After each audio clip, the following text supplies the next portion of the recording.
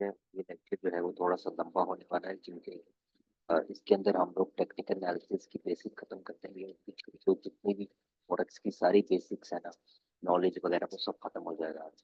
आज के बाद, इस लेक्चर के बाद हम लोग सिंपली कैंडल्स पे आ जाएंगे, चार्ट रीड करने पे आ जाएंगे, इंडिकेटर्स पे आ जाएंगे। ठीक है, तो ये थोड़ा सा इम्पोर्टेंट लेक्चर होगा, क्योंकि इसके अंदर हम एक्शन स्ट्रेटजी की बात करेंगे। ठीक है, बेसिक लेवल पे उसको एडवांस पे। ठीक है,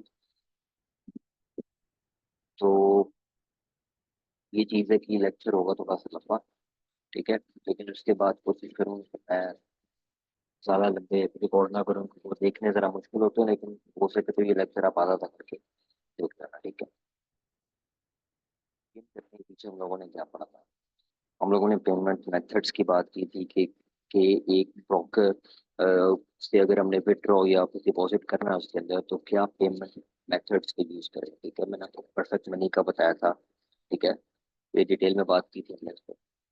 विड्रॉ डिपॉजिट की हर एक ब्रोकर की अलग अलग प्रॉब्लम्स होती हैं, फिनटेक्स की क्या है मैंने आपको समझाई थी। ठीक है,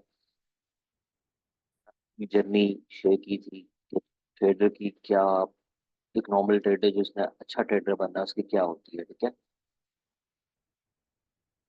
तो ये सारी हम करेंगे।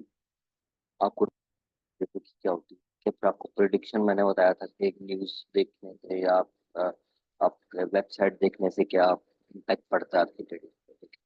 ठीक है, डायग्राम्स हमने बात की थी कैंडल्स की। ठीक है, और ये हम लोगों ने ये सीखा था कि जो रेड कैंडल है उसकी क्लोजिंग कहाँ पे होती है, ओपनिंग कहाँ पे होती है, और ग्रीन कैंडल की क्लोजिंग और ओपनिंग कहाँ पे होती है। ठीक है, ये बिल के अंदर लिखा भी हुआ है। ठीक है, उसके बाद हम लोगों ने इनकी बॉडीज की बात की थी। ठीक है, बात की थी जो कि आज और डिटेल में बात करेंगे। लेकिन अ, ये ट्रेंड, अप ट्रेंड क्या होता है, कैसे अप ट्रेंड की लाइन जो है ना ड्रॉ करते हैं, मैंने आपको सिखाई थी। ठीक है, डाउन ट्रेंड की भी कैसे ड्रॉ करते हैं ये मैंने आपको बताया था, ये बताया थे। उसके बाद हम लोगों ने क्यूटेक्स के बारे में थोड़ी बात की थी। ठीक है, फिर कंपाउंडिंग के बारे में मैंने आपको बताया था कि क्या होता है। अच्छा, आज का लेक्चर शुरू है, और आज के लेक्चर में हम लोग बात करेंगे कि जो हमारे ना दो तरह की अ, जानवर होते हैं trading के अंदर। एक बियर होता है यानी कि रीच, और बियर का मतलब होता है, बियर मतलब डाउन लेके जाना। बुल का मतलब होता है मार्केट को अप लेके जाना। ठीक है, तो बेसिकली मेन डिफरेंस यही होता है कि जो बेरिश या बियर मार्केट होती है उसके अंदर आप सेल करते हैं तो उसमें सेलर्स बैठे होते हैं, और जो बुलिश मार्केट होती है उसके अंदर आपके जो बायर्स बैठे होते हैं। जो बियर है वो प्राइस, यानी कि जो सेलर्स हैं वो प्राइस को गिराने की कोशिश करते हैं, और जो बुलिश है यानी कि जो बायर्स हैं वो आपकी प्राइस को उठाने की कोशिश करते हैं। ठीक है, अच्छा, अब हम लोग एक बहुत इंपॉर्टेंट टॉपिक पे बात करेंगे। वो ये है कि आखिर, अगर फॉर एग्जांपल मैं मार्केट में बैठा हूँ, या मैं यूक्रेन, फॉर एग्जांपल, और यूक्रेन के अंदर जैसे आपको पता है कि रशिया और यूक्रेन की वॉर हुई थी, तो उस पर मैं ट्रेडिंग करूंगा, तो जाहिर सी बात है कि उसके अंदर मार्केट टोटली डिफरेंट होगी। ठीक है, वो वर्स्ट कंडीशन होगी उसके अंदर। अगर मैं यूक्रेन के अंदर बैठ के कर रहा हूँ तो जाहिर सी बात है कि ना मेरे कोई रिसोर्सेज हैं गवर्नमेंट के पास, ना तो वो, एक ऊपर से जंग हो रही है, तो क्या मुझे फॉरेक्स में फायदा होगा या नुकसान होगा, ये हम लोग सीखते हैं। ठीक है, जो मैंने आपको बताया था कि आपके फॉरेक्स है ना, वो उसमें आपके गवर्नमेंट का पैसा इन्वॉल्व होता है। कोई क्राइसिस अगर आपके कंट्री के अंदर हो रहे हैं तो इसका इफेक्ट भी आपकी मार्केट पे होता है। अब मुझे नहीं, वो हो सकता है पॉजिटिव हो या हो सकता है नेगेटिव। उसके लिए क्या करना चाहिए आपको? उसके लिए आपको न्यूज़ देखनी चाहिए, स्पेशली बीबीसी देखनी चाहिए, आपको न्यूज़ देखनी चाहिए, आप ऊपर जाके चेक करना चाहिए कि यार क्या हो रहा है, क्या होने वाला है। ठीक है, ताकि आपको आगाही रहे कि यार ये चीज हो सकता है कि मार्केट पे इफेक्ट करे, तो मुझे इसके लिए मेंटली तौर पर तैयार रहना है। ठीक है, अब उस मार्केट को कई चीजें जो है ना वो इफेक्ट करती हैं। ठीक है, जैसे आपकी जो कंट्री की है महंगाई, वो इफेक्ट करेगी आपकी मार्केट को। ठीक है, उसके अलावा आपका अगर अनएम्प्लॉयमेंट रेट ज्यादा है आपकी कंट्री के अंदर, तो इसका मतलब कि आपकी कंट्री के अंदर पॉलिटिकल इंस्टेबिलिटी है। ठीक है, आपको तो स्टेबल नहीं है, तो जाहिर सी बात है कि क्योंकि गवर्नमेंट भी इन्वॉल्व है फॉरेक्स में, तो हो सकता है कि उसका भी इम्पैक्ट पड़े आपकी फॉरेक्स मार्केट पर।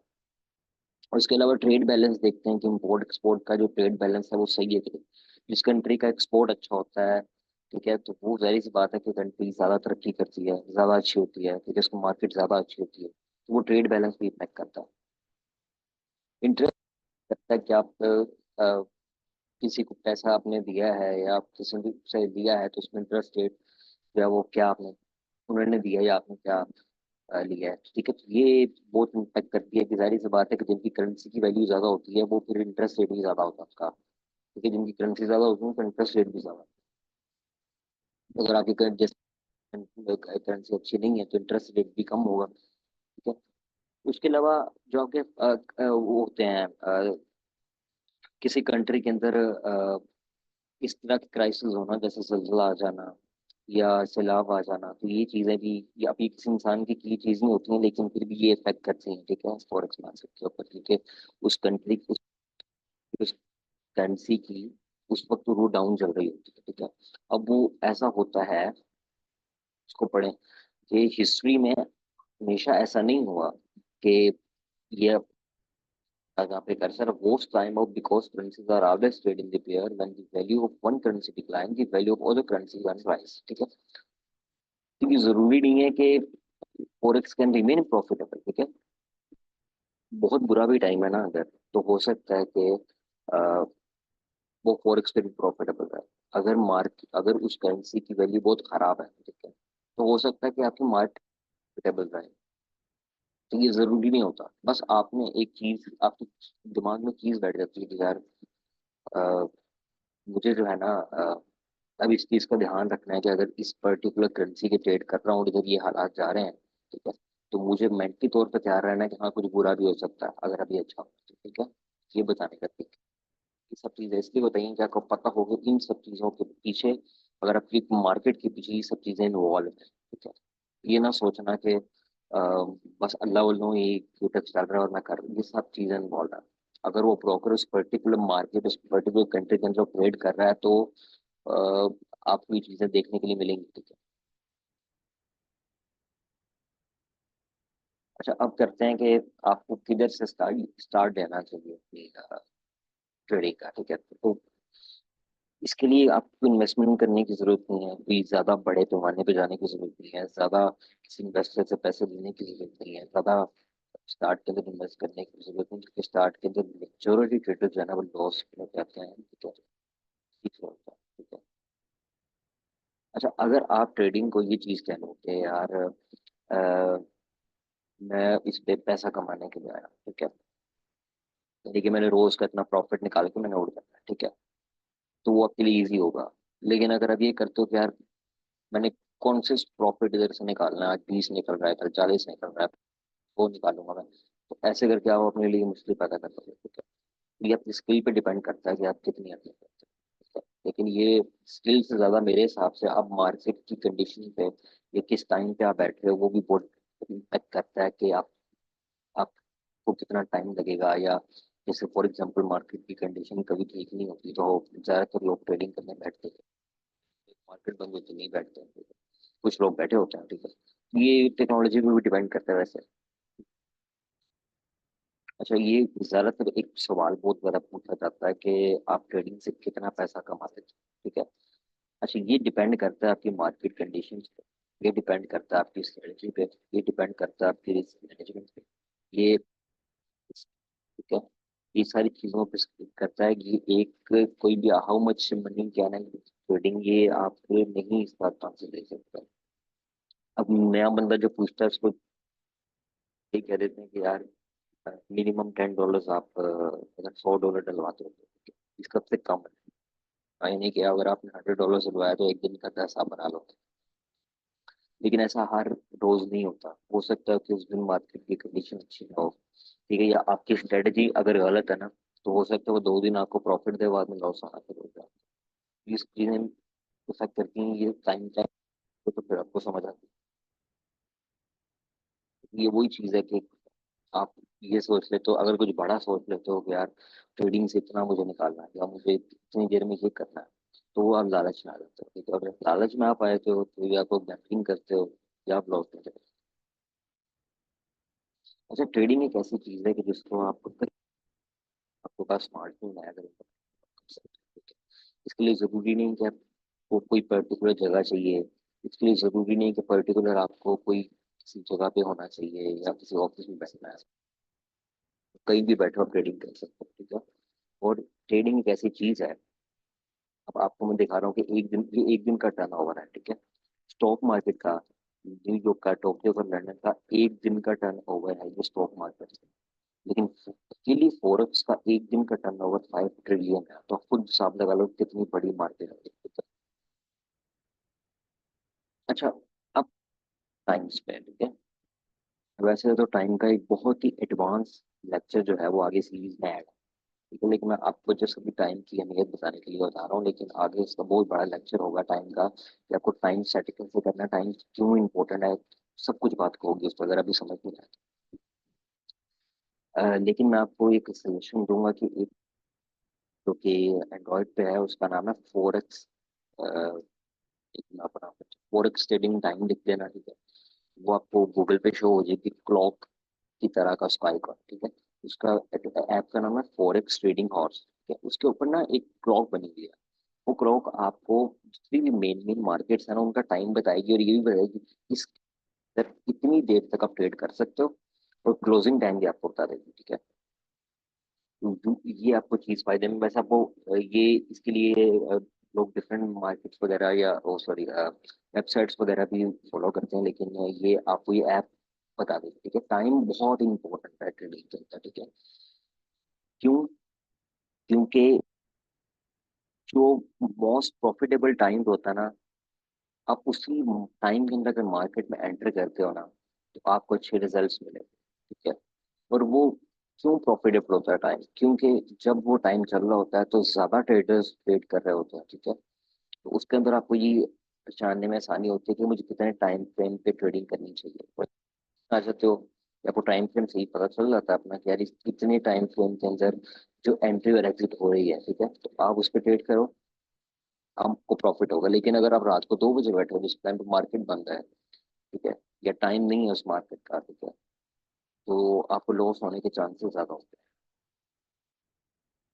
ये मैं आपको ऑलरेडी बता दिया था कि, ठीक है। अच्छा, अब लोग ना हम लोग थोड़ी सी करेंसीज की बात करेंगे, ठीक है। यानी कि अब इसमें आपको मैं बता रहा हूँ कि अ, कितनी करेंसीज जो मेजर आपकी करेंसी है वो 70% है, अदर आपकी 30% है, और EU और USD आपकी 28% है, ये अकेली करेंसी, ठीक है। ये आपकी कुछ मेजर जो आपको ज्यादातर देखने के लिए मिलेंगी की टैक्स में, ठीक है। तो इनको, इनके नाम आपको वैसे ही पता होने चाहिए। ये यूरो है, ठीक है, USD है, ठीक है, डॉलर आपका है, ठीक है। उसके अलावा ये आपका है, ये जापानीज योन है, ठीक है। ये आपका कैनेडियन डॉलर है, ठीक है। तो ये आपको ये स्विस है, ठीक है। तो ये आपको ऑलरेडी फिंगर टिप्स को इनके मिलेंगे आप, ठीक है।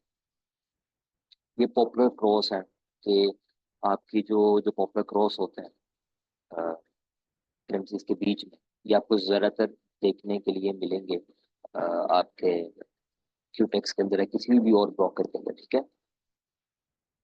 ये जो पेयर्स हैं, ये जो मैं आपको अभी यहाँ पे लिखे हुए हैं, ये पेयर्स बड़े कम बनते हैं।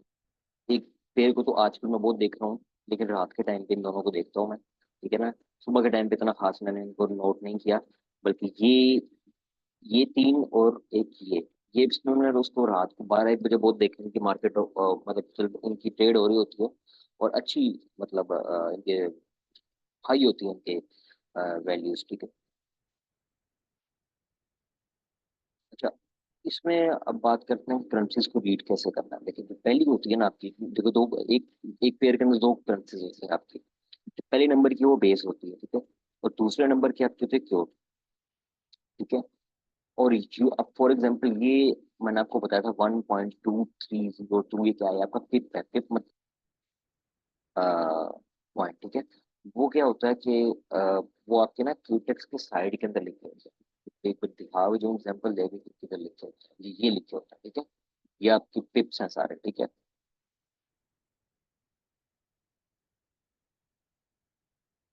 अच्छा, ये आपको पता चल जाए कि आगे। तो इसका मतलब क्या है? अब फॉर एग्जाम्पल 1.2302 लिख, इसको पढ़ोगे कैसे? 1 यूरो यानी कि 1 euro is worth 1.2302 US dollar. ठीक है, ये फिर मैंने आपको बता रहा था प्राइस इंटरेस्ट पॉइंट, सॉरी मैं इसको गलत, ये है प्राइस इंटरेस्ट पॉइंट। अच्छा, ये मुझे इसलिए फिंगर टिप्स की ये स्पेशली चीज नहीं है क्योंकि ये चीज ना मैंने जब समझी हुई है, इसको मैंने याद यूज नहीं किया हुआ। इसको समझने का तरीका सिंपल यही है कि पिप वो होता है कि देखो, इसके कुछ करेंसीज के अंदर 4 होते हैं डेसिमल, कुछ करेंसीज के अंदर 5 होते हैं डेसिमल। ठीक है, देखिए ये लिखा डेसिमल भी होते हैं, कुछ में 5 होते हैं। ठीक है, इसमें 5 है। ठीक है, इसमें 4 है। ठीक है, 1 2 3 4। ठीक है, और ये जो है कि आपकी अगर एक पॉइंट बढ़ेगा ना तो 2 से 3 हो जाएगा, तो एक और पॉइंट बढ़ेगा अगर 2 से, ऐसा नहीं होगा कि 1.3 हो जाएगा। ये एंड से नंबर बढ़ता है इसका। ठीक है, तो ये आपके जस्ट पिप्स होते हैं प्राइस इंटरेस्ट।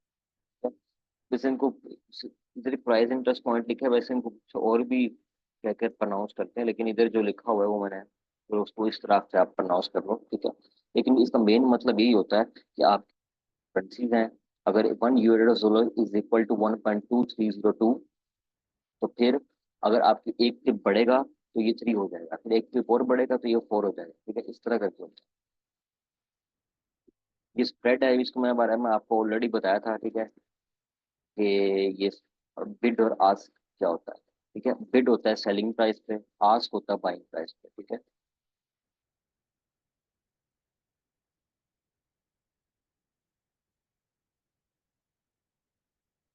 अच्छा आगे हम चलते हैं।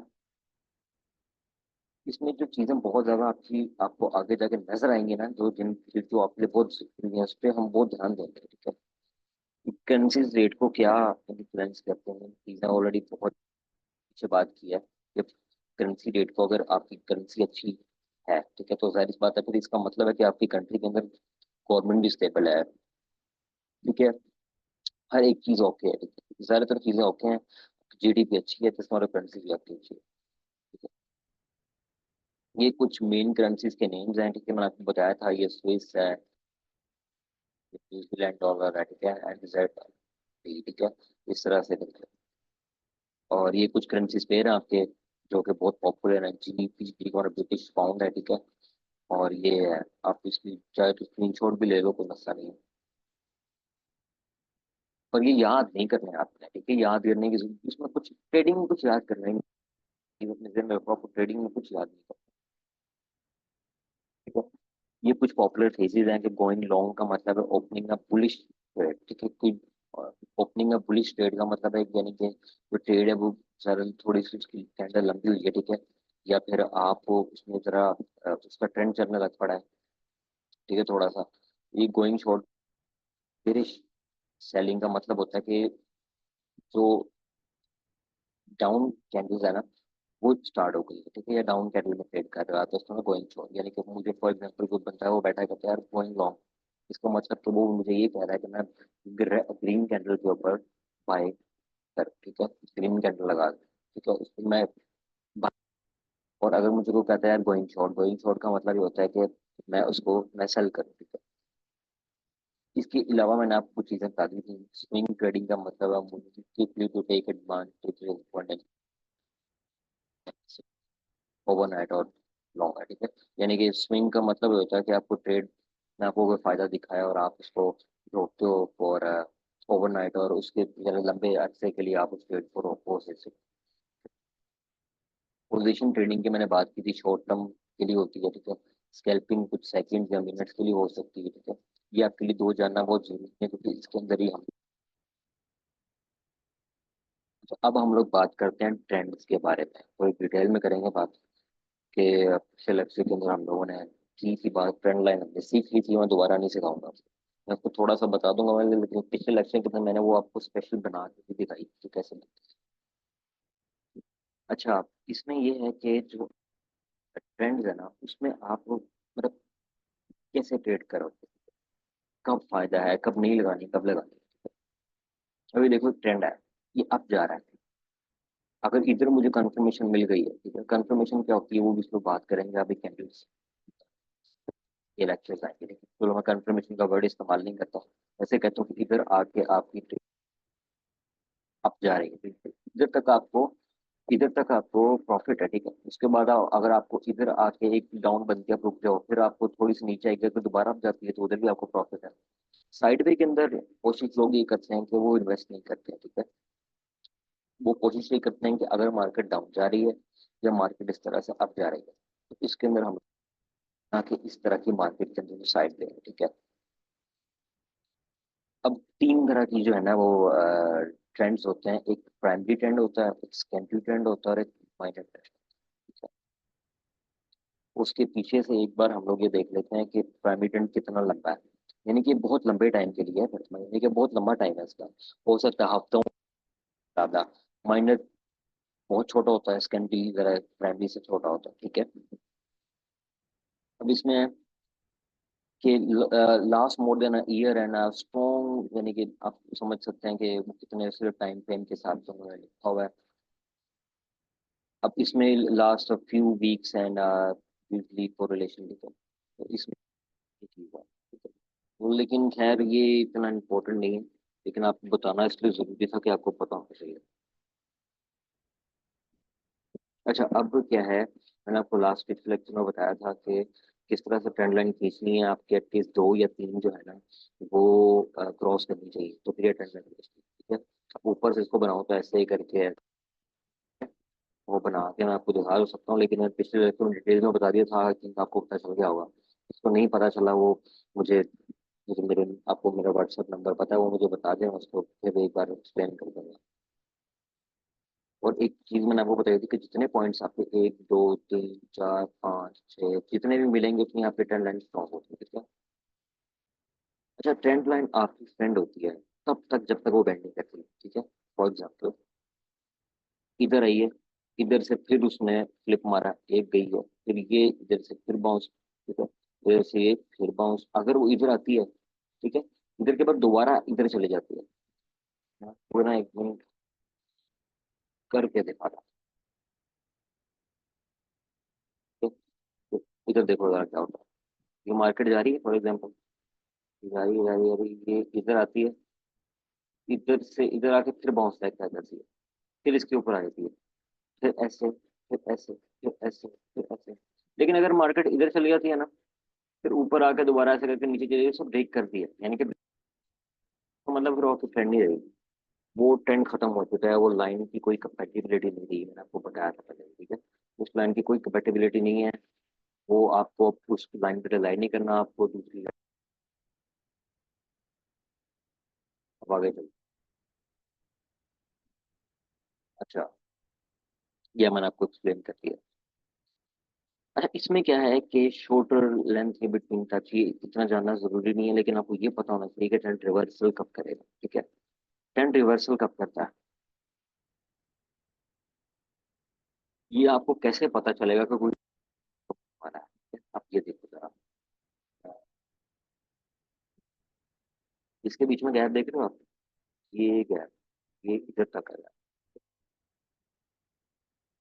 ठीक है, इसके बीच में गैप देखो, ठीक है। लेकिन जब ट्रेंड खत्म हो रहा था तो इसके बीच में आप गैप देखो, इसके बीच में आप गैप देखो, ये आप इतना कम है, जितना गैप कम होगा ना उतनी वो ट्रेंड ब्रेक होने के चांस ज्यादा होंगे, ठीक है। यानी कि इनके बीच में जब गैप कम होना शुरू हो जाएगा ना, इसका मतलब वो ट्रेंड लाइन थोड़ी देर में ब्रेक हो जाएगी, और रिवर्सल भी हो सकता है, या जो भी है ट्रेंड चेंज हो सकता है, ठीक है। अच्छा, अब ये है एक चीज जो मैं एक्सप्लेन कर देता हूँ, वैसे इतनी इंपॉर्टेंट नहीं है, लेकिन ब्रेकआउट की डिटेल बात हम लोगों ने करनी है अभी आगे, इसके बारे में डिटेल में आगे बात कर लेंगे। अभी हम आते हैं रेजिस्टेंस एंड सपोर्ट पे। रेजिस्टेंस वो लाइन होती है जो आपने, मैं आपको एक्सप्लेन डिटेल में करूंगा, बट आप ये देखो, रेजिस्टेंस वो लाइन होती है जिसको आप टॉप पे खींचते हो, और सपोर्ट वो लाइन होती है जिसको आप डाउन खींचते हो, ठीक है? यानी ये नीचे सपोर्ट होती है हमेशा, और ऊपर रेजिस्टेंस होती है आपकी, ठीक है। ये होती है, इस पे बात करते हैं। सपोर्ट एंड रेजिस्टेंस एक लेवल होता है जिसपे प्राइस जो है ना वो बाउंस बैक करती है मोर देन टू टाइम्स। इसके बारे में डिटेल में बात करेंगे, आपको इनकी समझ आती है। ठीक है, ये सपोर्ट के लाइन है। मार्केट इधर आई है पहले, यानी कि कैंडल्स आ रही हैं आ रही हैं आ रही हैं, फिर इधर से बाउंस बैक करिए पहले इधर। ठीक है, फिर नीचे आई है, फिर इधर से बाउंस बैक करिए इधर, फिर इधर से बाउंस दोबारा। ठीक है, इसका मतलब कि ये एक ऐसा पॉइंट है, 1 2 3, जिधर आने के बाद प्राइस बाउंस बैक कर जाती है, तो इसका मतलब है कि ये जो है ना, इसको सपोर्ट मिल रही है यहाँ से। इधर आप एक सपोर्ट की लाइन खींचने की, हो सकता है कि आगे आने वाले फ्यूचर में भी ये इधर से दोबारा इसको ऐसे टच करके फिर ऊपर जाए। ठीक है, अब ये कहेंगे ये ऊपर की लाइन होती है कि मार्केट इधर से आ रही है, इधर से टच मारती है फिर नीचे, फिर इधर से टच मारती है फिर नीचे, फिर इधर से टच मारती है फिर नीचे, उसका मतलब फिर उसको ऊपर रेजिस्टेंस मिल रहा है। ठीक है, so areas where price will likely reverse। ठीक है, यानी कि ऐसे एरियाज कि जहां पे प्राइस बैक जाती है। ठीक है, यानी कि इधर से गई है, ये टच करके बैक मारा। ठीक है, इधर से ये टच करके फिर बैक मारा, इधर से ये टच करके फिर वो बैक मारा। तो ये इस तरह के जो एरियाज होते हैं, किसी को रेजिस्टेंस या सपोर्ट कहते हैं। तो रेजिस्टेंस, उसके ऊपर सेलिंग पावर, सेलिंग प्रेशर होता है। सेलिंग प्रेशर मतलब वो कोशिश करते हैं कि मार्केट डाउन जाए, और सपोर्ट जो है ना, वो उस पर बायर्स प्रेशर डालते हैं, तो वो कोशिश करते हैं आगे चलते हैं। अच्छा, क्या 3 स्टेप्स हैं कि आप स्कोर एंड रिजल्ट्स को कैसे फाइंड करोगे? अच्छा, एक हॉरिजॉन्टल लाइन होती है इस तरह करके, ये सबसे इजीएस्ट और सबसे बेहतरीन जो मैं भी इस्तेमाल करता हूँ आपको प्राइस को प्रिडिक्ट करने के लिए। ठीक है, तो इधर आप शॉर्ट सेल है, इधर बाई कर सकते हो तो बाई कर सकते हो, blah blah। ठीक है, इसमें बात करें करते हैं आगे, पर फिलहाल हॉरिजॉन्टल अपना ध्यान में रखिए। इसका जो अगला है वो साइकोलॉजिकल है। ठीक है, ऐसा रहना, साइकोलॉजी का मतलब ये होता है कि प्राइस जो है ना वो लगाई थोड़ा मुश्किल है, थोड़ा एडवांस है, इसलिए मैं खुद यूज नहीं करता ये। ठीक है, क्योंकि इधर आप प्राइस को देखते हो कि यार ये 100 है। ठीक है, मैं आपको थोड़ा सा बता देता हूँ, ये 100 तक प्राइस गई है, अभी तक इससे अपनी गई, तो इधर आपने रेजिस्टेंस खींच लिया। ठीक है, ये प्राइस जो है इधर से नीचे नहीं गई है 95 से, तो आपने इधर ये सपोर्ट खींच लिया। ठीक है, ट्रेंड लाइन, मैं आपको बताया था कि सपोर्ट लाइन भी खींच सकते हो, लेकिन जो ट्रेंड लाइन है ना आपकी, ये भी आपकी रेजिस्टेंस और सपोर्ट में ही काम करती है। ठीक है, ये ट्रेंड लाइन भी आप देखो, उसमें उसमें भी एक चीज चीज होनी है, उसमें भी प्राइस में ऐसे करके बाउंस मारना है, इधर भी उसमें प्राइस ऐसे बाउंस मारना चाहिए। आप ऊपर की लाइन है ये आपकी होगी रेजिस्टेंस, नीचे की लाइन होगी आपकी सपोर्ट। ठीक है, ये resistance, तो वो एक ही चीज हो सकती है कि अगर आपने ट्रेंड लाइन खींची है ना, तो आपको रेजिस्टेंस सपोर्ट खींचने की जरूरत नहीं होती है। ठीक है, अच्छा, इसमें क्या होता है, look for the flip movement when support become resistance, यानी कि, अच्छा ये थोड़ा बता सकते, ठीक है ना?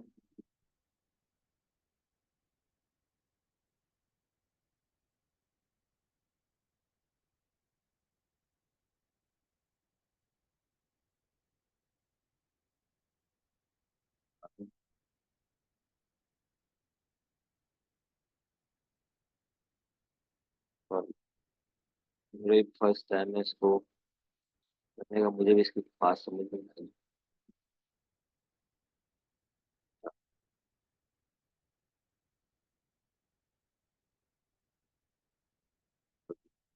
चलिए देखो, तुम जब आओगे तो देखो, ये जो लाइन है ना आपकी, ये पहले आपकी मार्केट के साथ सपोर्ट के लिए काम करती है। ये लाइन आपकी सपोर्ट है। ठीक है, क्योंकि मार्केट इधर है, ये अप जा रही है, फिर ये डाउन, और उधर से बाउंस पड़ा फिर ऊपर गई, फिर इधर से बाउंस पड़ा फिर ऊपर गई, फिर इधर से बाउंस पड़ा। तो अब ऐसा वक्त आ गया कि मार्केट में ना उसकी कंपेटिबिलिटी स्पोर्ट की स्लाइड की खत्म हो गई है। देखो, उसने 4 से 5 बार तो फ्लिप मार दिया, वो दोबारा से अभी तक गई है, अब तोड़ दिया उसने। ठीक है, तोड़ने के बाद वो दोबारा उसको अप लाने की कोशिश की है, लेकिन दोबारा से भी अब वो इस लाइन पे लगना शुरू हो गई है। यानी कि ये उसकी जो लाइन है, अब जो स्पोर्ट की लाइन है, ये रेजिस्टेंस बन रही है। ठीक है, और अब नीचे इधर करके, ये मार्केट इधर तक गई है अभी, इससे नीचे भी इधर करके मैं इसकी सपोर्ट लाइन, ऐसे होता है। ठीक है, कि आपकी सपोर्ट का भी रेजिस्टेंस बन जाती है। आपको समझ आ गया इसके बारे में? लेकिन अगर आपको समझ में आया तो खैर अब आगे चलते हैं इसके।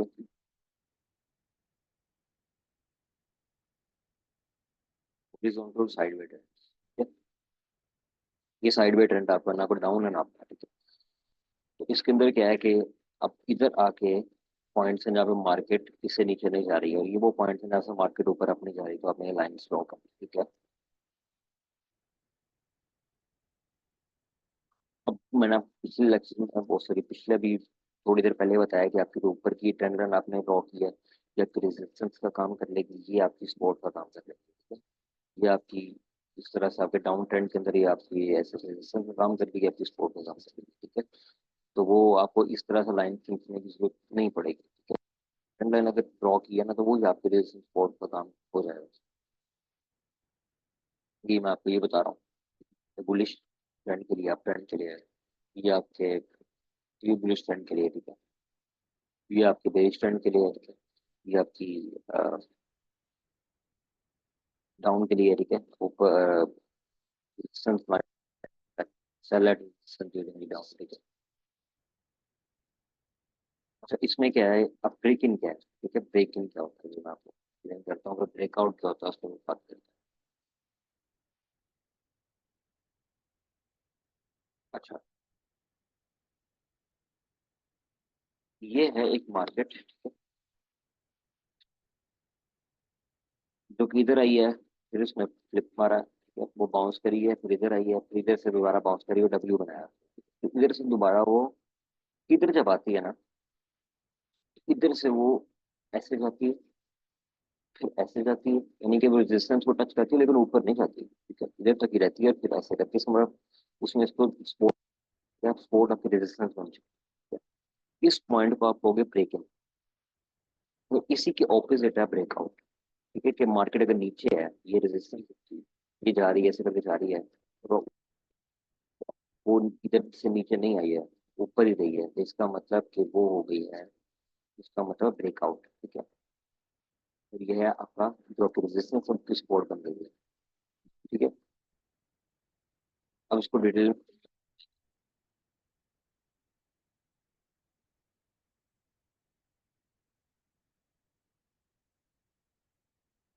को डिटेल में समझते हैं तो बेहतर है। जो अब स्क्रीन शेयर हो रही है आप लोगों के साथ,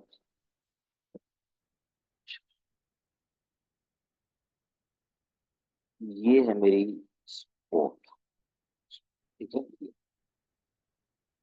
से कर लेता हूँ, और ये है मेरी रेजिस्टेंस, ये आज मैं कैंडल्स नहीं बना रहा यहाँ पे, जस्ट आपको मार्केट जाना हो ऐसे करके दिखाऊंगा। ये मार्केट आपकी जा रही है, ठीक है। ये इधर से इधर गई, फिर इधर से इधर गई, फिर इधर से वो फिर गई है, इधर से जाकर वो नहीं डाउन चली गई। और दोबारा ऊपर आने की कोशिश की है, लेकिन वो ऊपर आ नहीं पाई, इधर से वो फ्लिप मार दी, इधर से वो दोबारा फिर ऊपर नहीं आई, थोड़ा सा आई है फिर दोबारा से। इसका मतलब कि ये क्या था,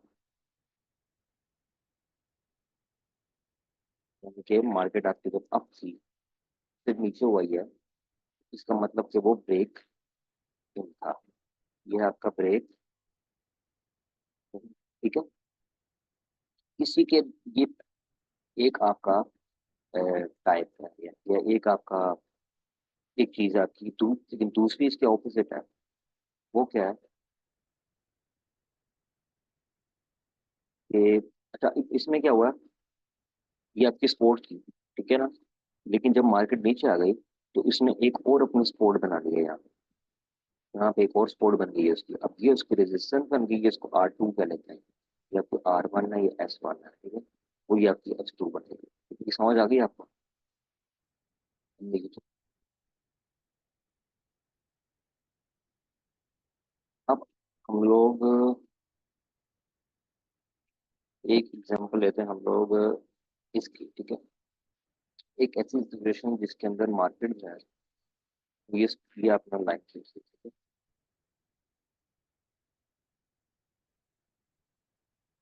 है। एक ही लाइन है आपकी, ये लगा लो आपकी, ये है रेजिस्टेंस है, ठीक है, R वन, ये मार्केट जा रही है, ये जा रही है, ये फ्लिप आई, ये जा रही है, इधर जाके ये चली गई, थोड़ा सा नीचे आई फिर दोबारा से ऊपर चली गई। ठीक है, देखिए ये पॉइंट पे इसने क्या किया, ब्रेकआउट मारा, वो ब्रेकआउट मारा, ये ब्रेकआउट मारा। ठीक है, अब ये आर जो था, इधर से नीचे से उसको S1 था, S1। अब ये ऊपर चले गई है तो इसका मतलब कि ये जो है इसका वो हो गया है एस, सॉरी आर, आर तो वो हो गया है, और ये उसका एस तो हो गया, R1 था वो उसकी, अब जब ब्रेकआउट के बाद वो उसकी बन गई है स्कोर। ठीक है, ये नहीं समझ आया तो मुझे दोबारा बता देना, ठीक है, नीचे व्हाट्सएप में मैंने बड़े प्यार से बड़े अच्छे अंदाज में समझाया है, बहुत ईजी तरीके से। अब आते हैं, इसको मैं रेस कर लेता हूँ।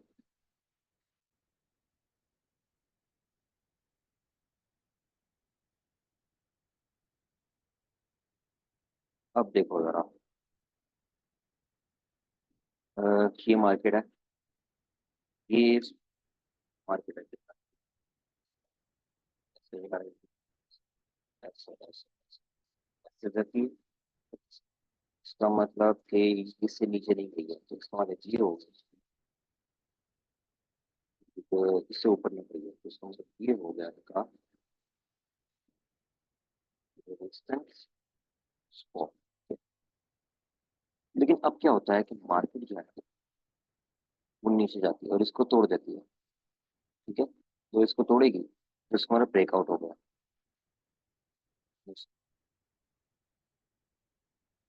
आपका ब्रेक इन, ये ब्रेक इन हो गया,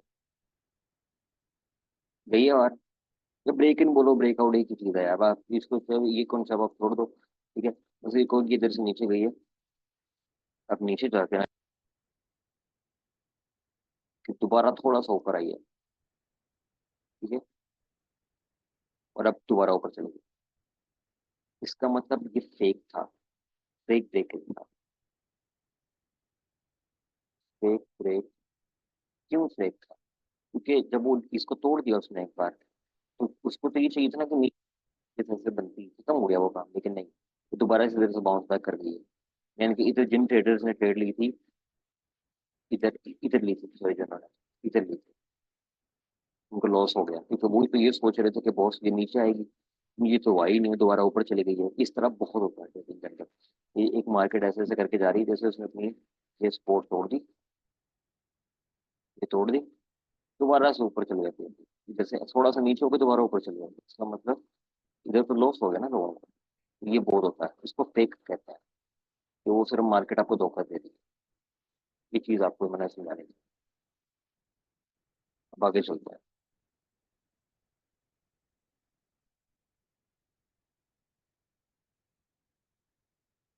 अच्छा, एक होती है कि आपकी ऐसा नहीं रहा कि ना कुछ होती है, अ,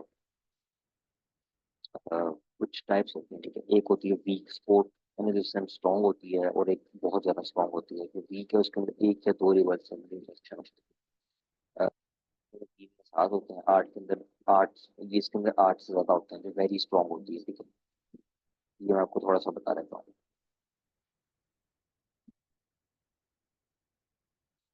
मैं लिस्ट कर देता हूँ। देखो,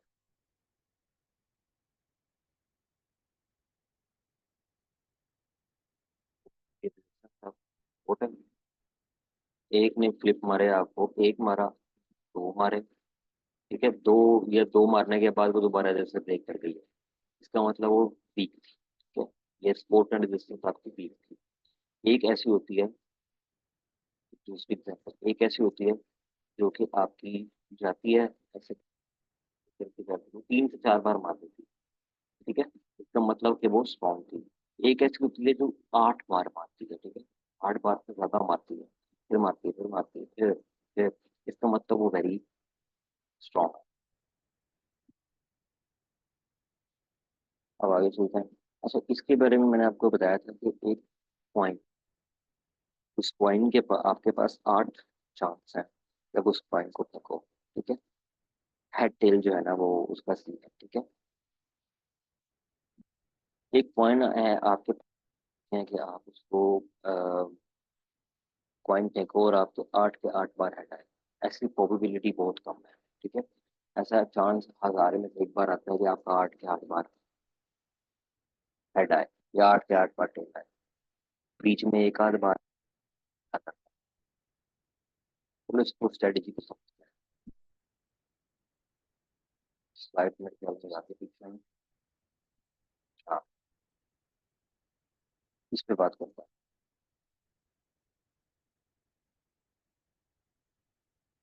ये एक स्ट्रेटजी है, ठीक है, एक सिस्टम है कि जिसमें आप लॉस के बाद भी कंटिन्यू इंक्रीज करते हो। ठीक है, आपका एक लॉस हो भी गया है तो अगली ट्रेड में आपको एक प्रॉफिट भी हो जाएगा और पिछला लॉस भी कवर हो जाएगा। अगर आप ये देखो ट्रेड वन, ठीक है, हमने ट्रेड वन लगाई है। इसकी प्रैक्टिकल मैं अभी नहीं करवा रहा, इसका प्रैक्टिकल अगले लेक्चर में होगा। अभी सिर्फ जब मैं कोशिश करूंगा थोड़ा सा इस लेक्चर में बता दूँ।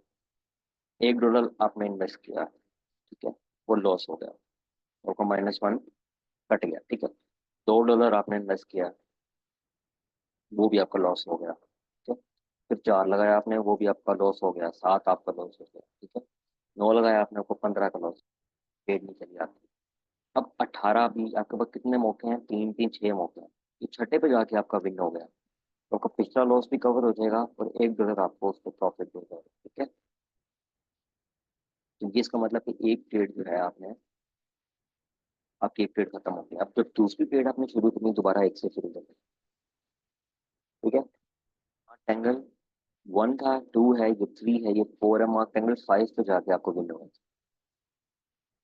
ये थोड़ा सा कंपाउंडिंग के बारे में मैं आपको बता देता हूँ, लेकिन वो स्ट्रेटेजी के बारे में हम डिटेल में अगले लेक्चर में भी बात करेंगे। ठीक है, मतलब कंपाउंडिंग का क्या कि अगर आपको आपने दिन का 10, अब मैं आपको इधर ये स्ट्रेटेजी समझाने से पहले पूछे।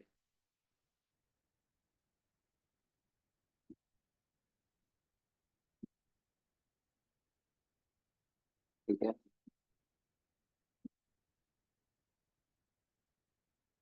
ये अकाउंट $100 पड़ा हो।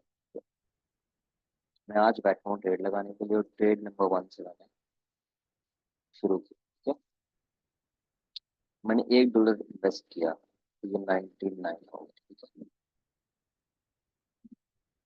वो मेरी अब $1 मैंने यहाँ पे लगाया हुआ है, मेरा लॉस हो गया। ठीक है, मेरा रह गया 99, वो 99 मेरे पास ये रह गया। अब मैं $2 लगाता हूँ। ठीक है, तो ये मेरा $97 हो गया, ये भी मेरा लॉस हो गया। ठीक है, अब मैं लगाता हूँ, क्योंकि वो ऊपर दो, या 2 1 3, 3 में लॉस कर चुका हूँ। अगर मुझे 4 में रबी में होता तो मुझे एक के ऊपर प्रॉफिट भी मिल जाएगा। ठीक है, और मुझे मेरा लॉस भी कवर होता है। अभी 97 से 93 है।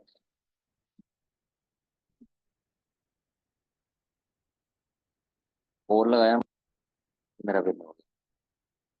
इसका मतलब मेरे पास 101 हो गया, यानी कि मेरा पिछला लॉस कवर हो गया और $1 मुझे ऊपर प्रॉफिट हो गया। ठीक है, अब ये हमारी ट्रेड नंबर 1 यहाँ पे खत्म हो गई। हम ट्रेड नंबर 2 पे आते हैं। ठीक है, ये मैं रेस कर देता हूँ।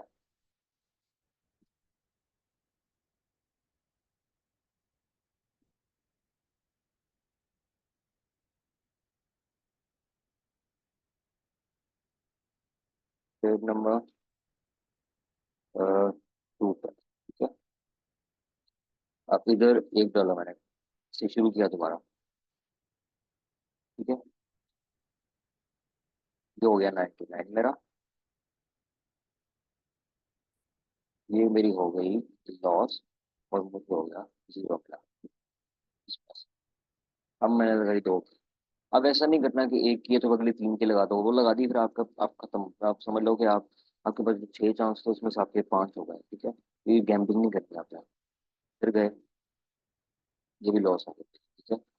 ये मेरे पास हो गया 97, जीरो हो गई। फिर मैंने लगाई 4 की, ये भी मेरी लॉस हो गई, ठीक है, और मेरे पास बचा 93, ठीक है।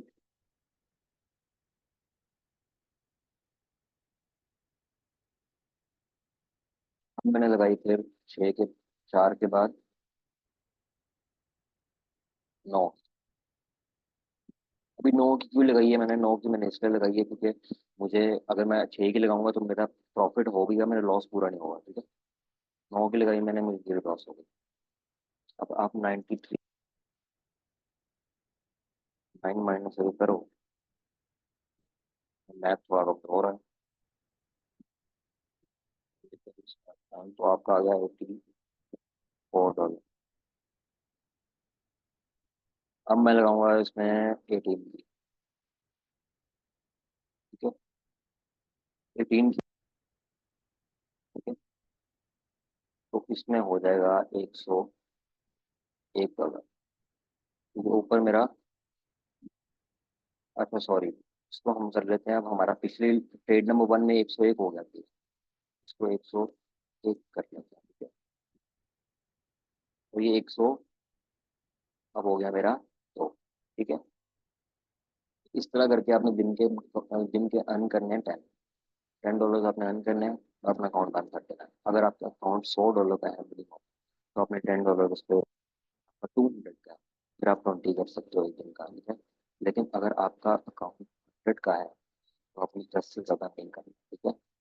और वो करना भी था जब मार्केट जो है ना वो ओपन होगी, मार्केट का टाइम। तो पाउंडिंग की अगर बात करें, तो 10 डॉलर एक दिन का लगाना था, लेकिन आपने 13 कर लिया, तो उसके ऊपर अगर आप वो 3 को यूज करके $3 को आपका पूरा, आपका दिन का टारगेट तो पूरा हो गया ना 10 डॉलर। अब आप $3 से कंपाउंडिंग कर सकते हो, 3 लगाया, फिर आपने वही 5 लगाया, वो भी लग गया, 9 हो गया। इस तरह करके आप कंपाउंडिंग कर सकते हो, ठीक है। एक ही कंपाउंडिंग करने का तरीका है, एक ये भी है कि अगर आपका 3 हो गया, वो 5 हो गया, 5 की लगाई, वो 9 हो गई आपकी, फिर आप 9 की लगाने के बजाय 3 की लगाओ, तो 3 की लगाओ। इस तरह करते करते आप कंपाउंडिंग करो, जब आपका लॉस हो जाए, यानी कि जब आपका कंपाउंडिंग, यानी कि वो एक में लॉस हो जाए, फिर छोड़ दो, ठीक है। अभी का लेक्चर इतना ही आज का, ठीक है। आज हम लोगों ने बेसिक खत्म कर लिया है। नेक्स्ट लेक्चर के हम अंदर हम लोग ये मार्केट स्ट्रेटजी को, मार्टेंगल स्ट्रेटजी को टेस्ट करेंगे, और इसको क्यूटेक्स पे अप्लाई करेंगे। फॉर एग्जाम्पल ये डेमो अकाउंट मेरा ओपन है। नेक्स्ट लेक्चर के अंदर हम इसी स्ट्रेटजी को यूज करके, मैं इस पे $1 लगाऊंगा, फिर इस पे मैं $2 लगाऊंगा, फिर इस पे मैं 4, इस तरह करके मैं इसको टेस्ट करूंगा, ठीक है। और फिर हम लोग लेक्चर नंबर 4 इस तरह करेंगे, ठीक है। मार्टेंगल को टेस्ट करेंगे पहले इस तरह से कि मुझे कुछ नहीं आता, और यानी कि मार्टेंगल को इस तरह करेंगे जैसे मैं कुछ नहीं पता, ठीक है। उस तरह से मैं इसको टेस्ट करूंगा, ठीक है। तो नेक्स्ट लेक्चर में हम लोग मार्टेंगल स्ट्रेटजी को टेस्ट करेंगे। तो अभी का लेक्चर इतना ही है, लेक्चर नंबर ये 3 है। अब 4 आएगा, उसमें ये टेस्टिंग होगी, फिर 5, 7 पे